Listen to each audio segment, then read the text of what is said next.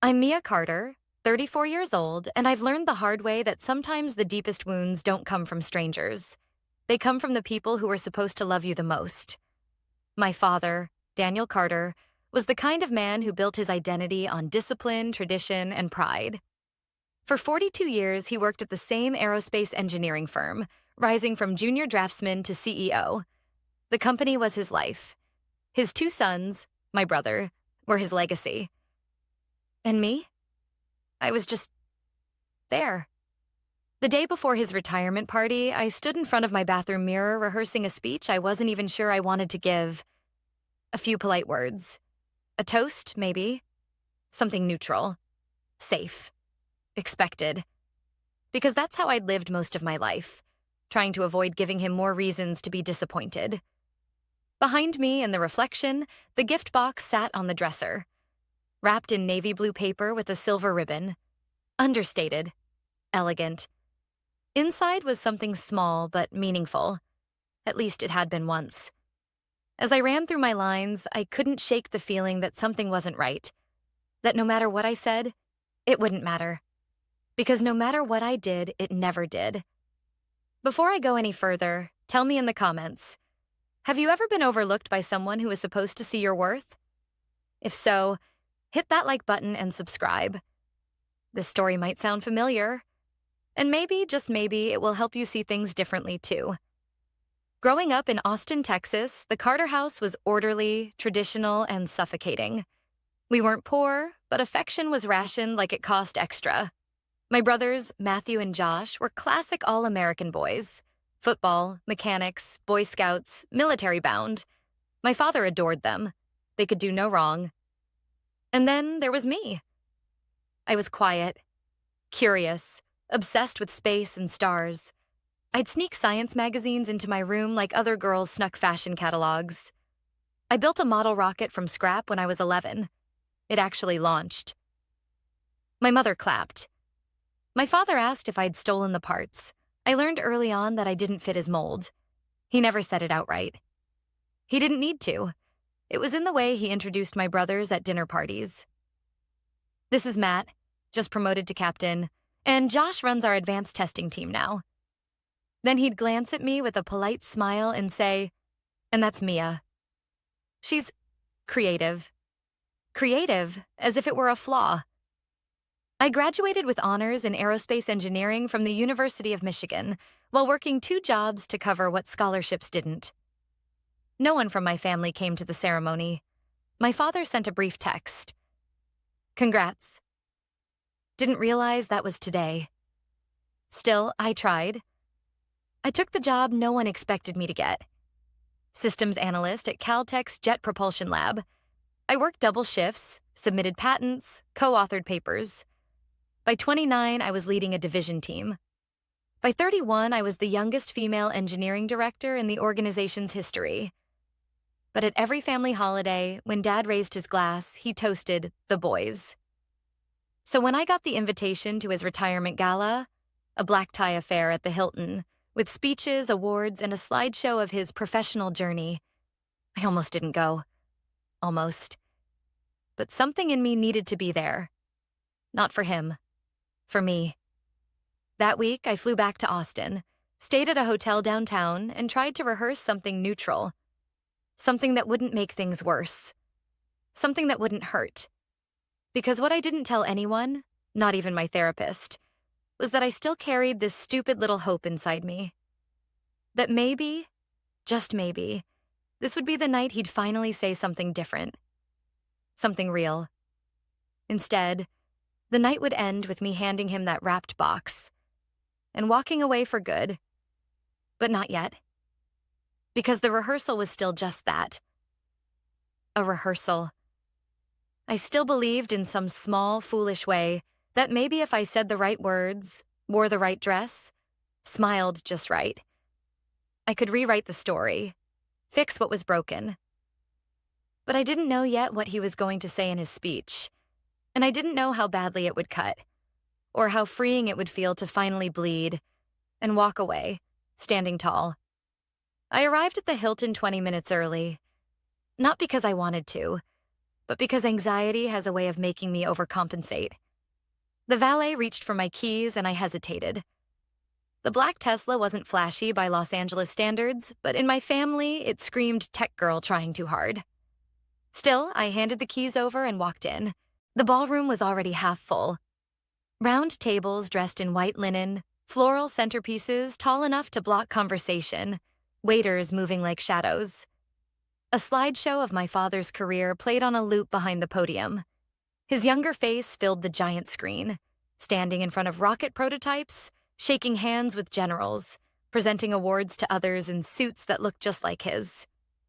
There were no family photos in the montage, no childhood birthdays, no Christmas mornings, just him in grayscale power poses, as if emotion would have contaminated the legacy. I stood near the entrance, scanning for familiar faces. My mother caught my eye from across the room and waved. A quick, discreet motion like someone avoiding attention. She always had a way of supporting me quietly, from the corners. "Look who finally made it," came a voice behind me. Matthew. He looked like a politician in training. Tailored suit, perfect teeth, fake tan. Josh followed close behind, giving me a brief nod as he adjusted his tie. "Mia," Matthew said, pulling me into a hug that felt like a business transaction. "Still working with NASA or SpaceX or whatever it is?" "Still at JPL," I answered, my voice neutral.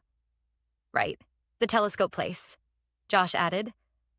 "Dad always says that's more science club than real engineering." I smiled, tight and rehearsed. "Well, we did help land a rover on Mars, so I guess we're doing something right." They laughed, not unkindly, just dismissively, and moved on to greet another cluster of guests. And just like that, I was back in high school. Invisible. The girl with the wrong kind of ambition. The wrong kind of dreams. A waiter passed with champagne. I took one. Across the room, I spotted my father, tall, composed, in a deep navy suit. He stood flanked by executives and former colleagues, his laugh booming, his hand gestures exaggerated, the retired king holding court. I waited for him to look my way. He didn't. But he looked at my brothers, clapped a hand on Josh's shoulder, gestured proudly. He looked at my mother and even gave her a rare kiss on the cheek. And when the event organizer asked everyone to take their seats, he didn't notice I was still standing at the edge of the room, quietly deciding whether I should have come at all. Just as I turned to leave, I felt a gentle tug on my arm. "Mia." My mother's voice was soft, but firm. "Please don't go. He'll say something. He has to. Tonight's about all of us." I wanted to believe her. I wanted to believe that maybe, for once, he'd recognize more than just his two sons and their military titles. That maybe, after everything, he'd say my name with pride. But then the lights dimmed, and the MC took the stage. "Ladies and gentlemen, tonight we celebrate a titan of industry, a man who dedicated over 4 decades to aerospace advancement. Please welcome the one and only Daniel Carter." Thunderous applause erupted. My father walked on stage, waving like a senator, pausing for dramatic effect before he spoke. Thank you, he began. "This has been the journey of a lifetime, and I wouldn't be standing here without the support of my incredible family." I sat up straighter. He smiled. "My sons, Matthew and Josh, have always made me proud. Both of them followed in my footsteps. Both chose to serve, lead, build. Everything I achieved I owe to them. They represent the Carter name with strength and honor." Applause. People actually stood and clapped. Then his tone changed, soft, almost nostalgic. "Not every child has what it takes, and that's okay.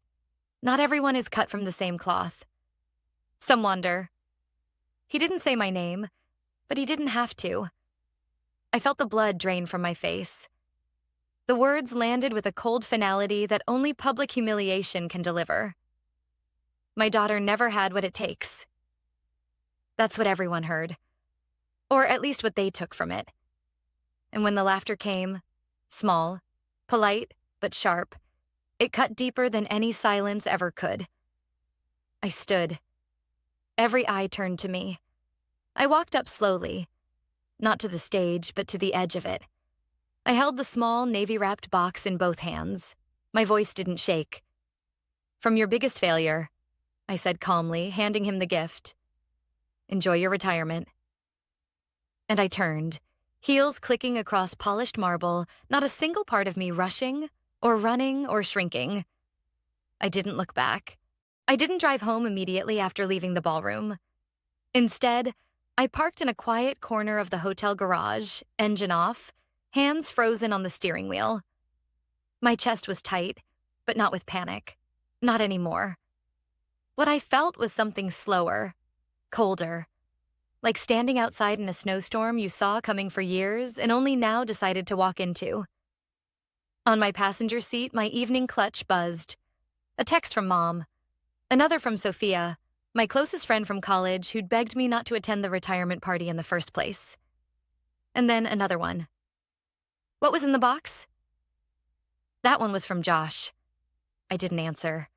I didn't even open the messages, because I already knew that the moment was unfolding inside that ballroom, the one I had walked out of, and the one I still hadn't entirely left behind. I knew my father wouldn't open the box immediately, not in front of the crowd. He was too composed for that, too concerned with optics. But the curiosity would eventually win, because if there's one thing Daniel Carter hated more than weakness, it was not being in control.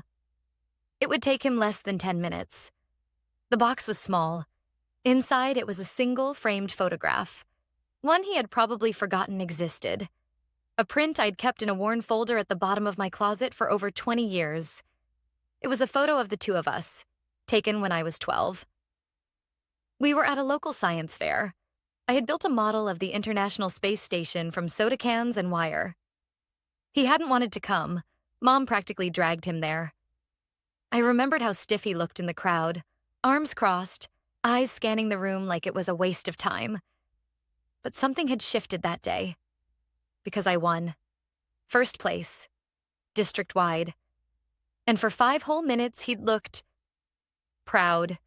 Someone had snapped the picture at just the right moment. Me holding my blue ribbon, him with his hand on my shoulder, smiling. A real smile. Not the clipped, forced one he used in corporate photos. That moment was the last time I ever remember him looking at me like I wasn't a mistake. I'd kept the photo, waiting for the right time to give it back to him.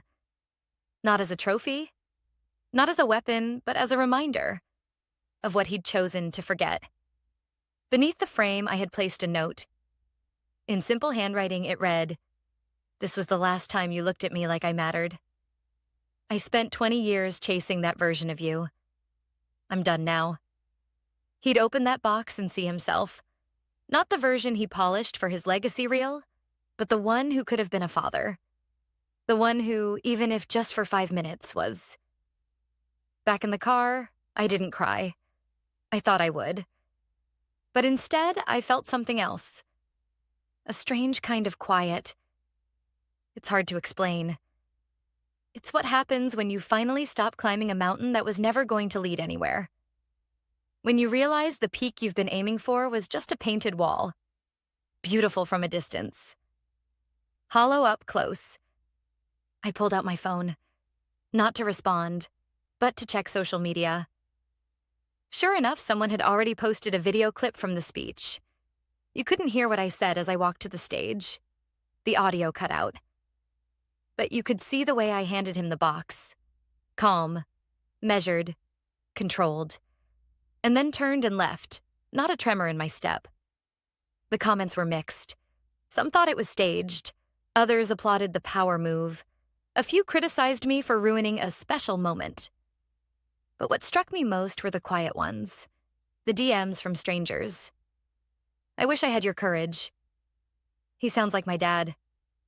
That line, "from your biggest failure," hit me hard.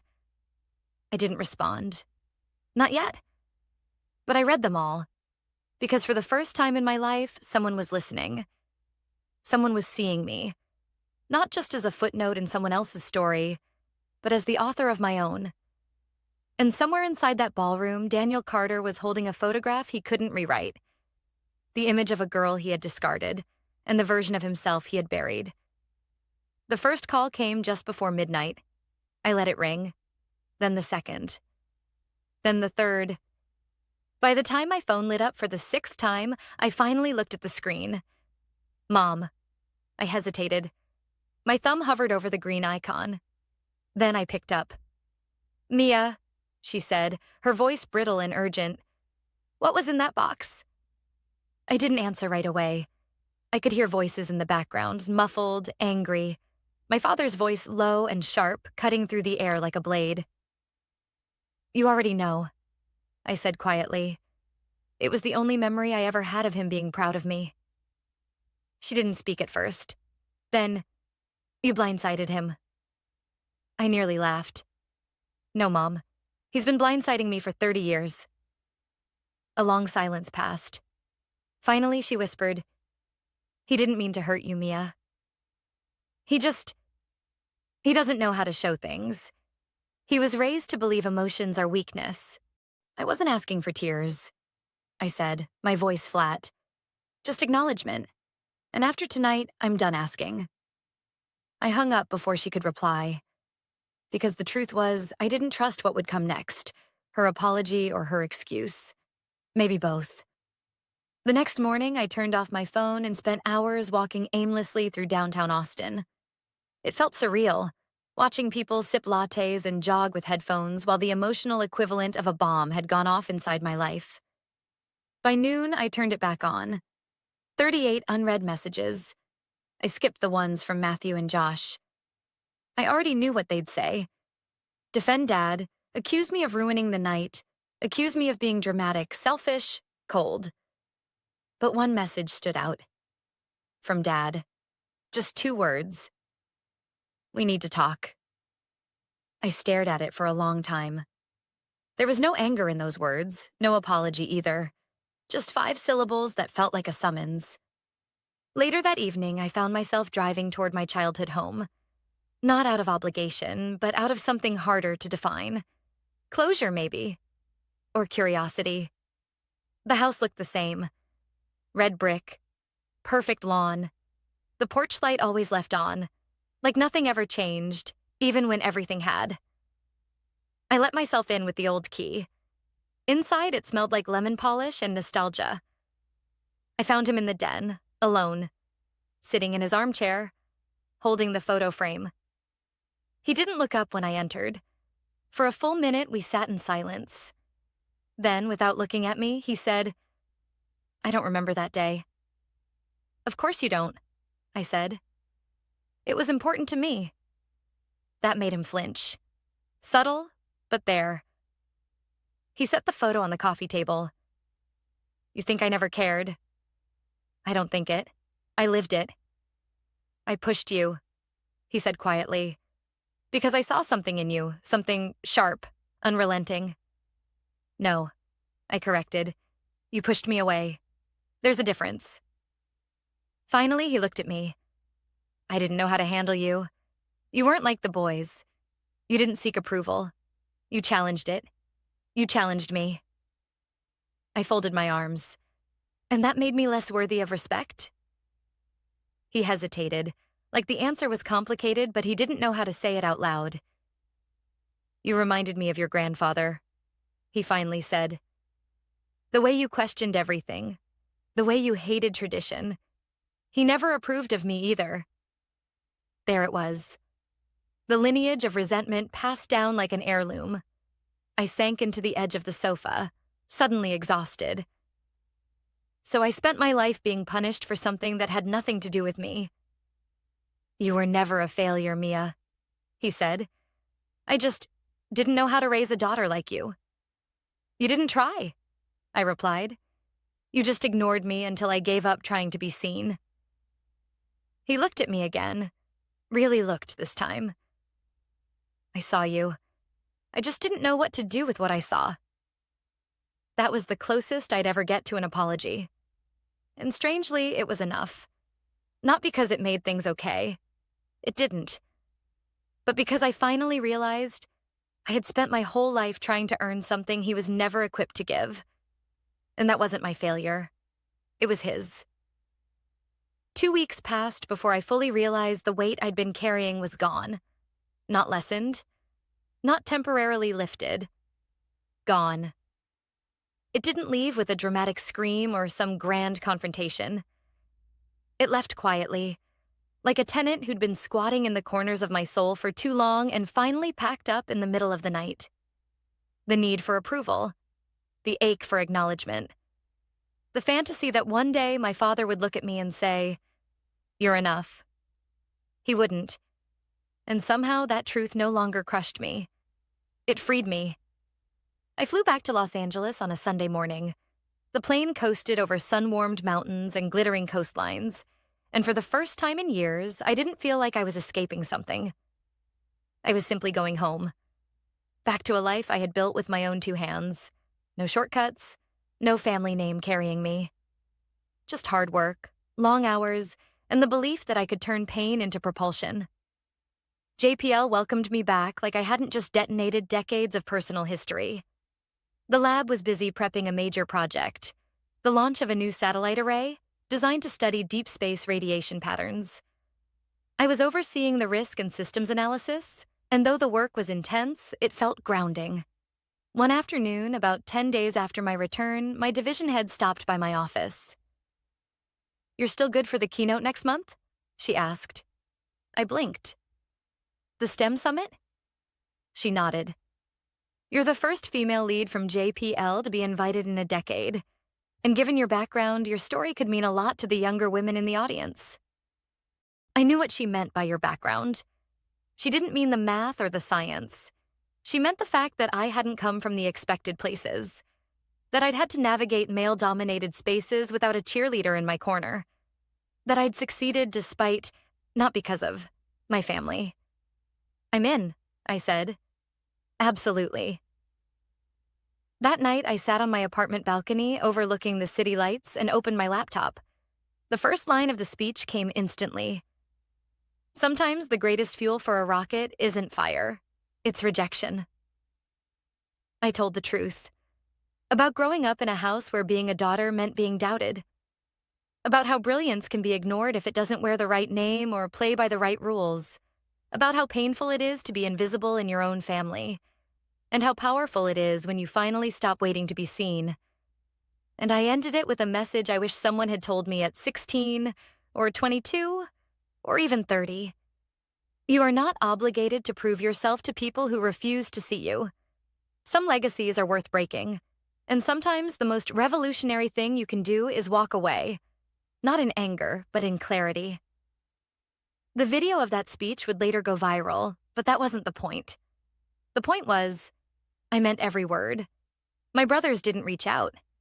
Not after the party. Not after the fallout. And that was fine.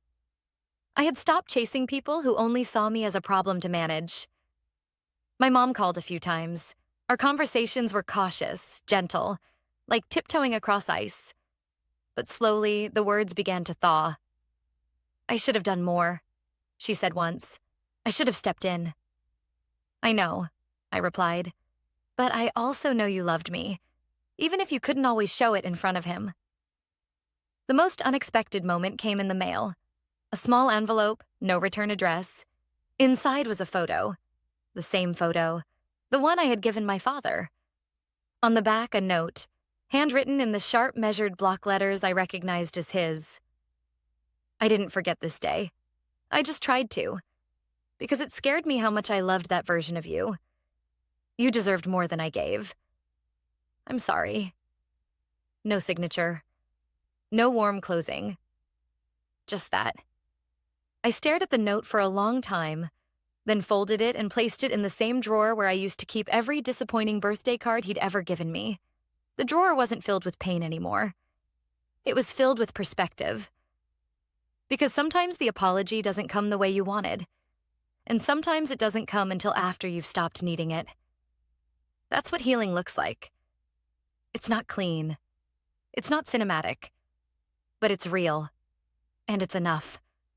So, if you're watching this and you've ever felt like the invisible one, the failure, the odd one out, know this. You don't have to earn someone's love to be worthy of it. Walk tall. Walk forward. And if you need to, walk away. It's strange how endings rarely feel like endings when they actually happen. You think they'll be loud, definitive, cinematic. But more often, they arrive in silence, on a Tuesday afternoon while folding laundry, or on a quiet Sunday morning when your phone doesn't ring, and you realize you're finally okay with that. 3 months had passed since my father's retirement party, since the night I handed him the wrapped box, since I stopped performing for a man who only ever clapped for my brothers. My story, or at least the part of it that people saw, had gained traction online.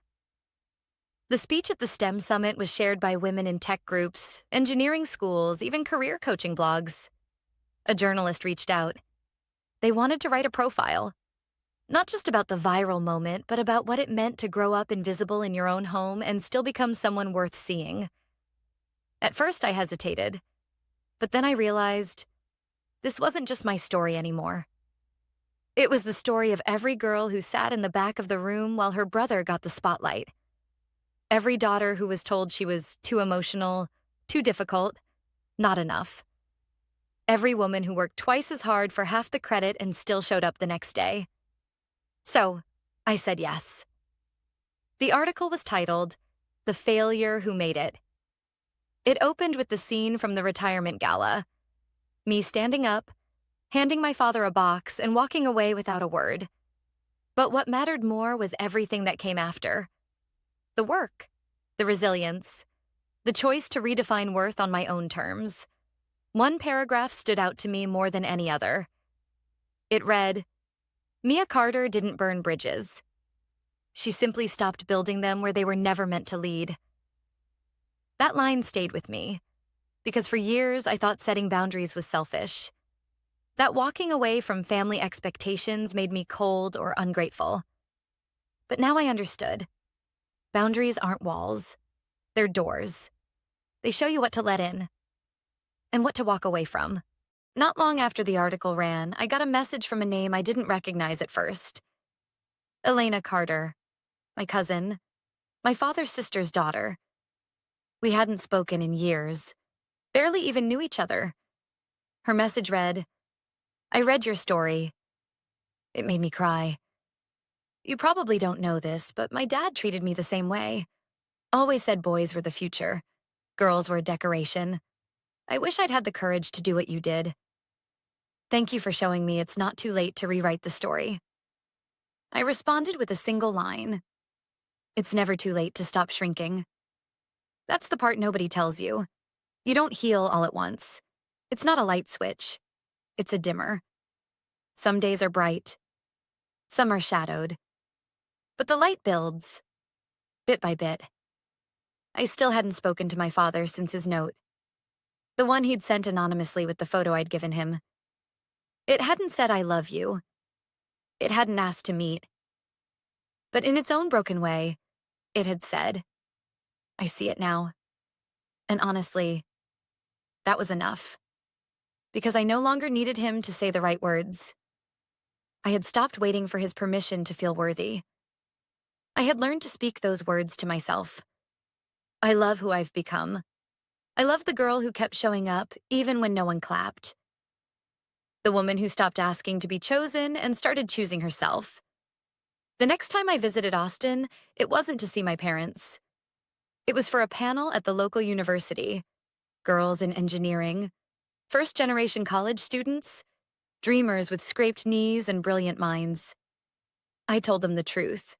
That sometimes your biggest obstacle wears your last name. That proving people wrong isn't nearly as powerful as proving yourself right. And that no matter where you start, or who ignores you, you are never a failure for being different. You are only a failure if you stop showing up for yourself. Afterward, a girl no older than 19 walked up to me and asked, "How did you know when it was time to stop trying to win his approval?" I smiled. "I didn't," I said. "I just woke up one day and realized I already had mine."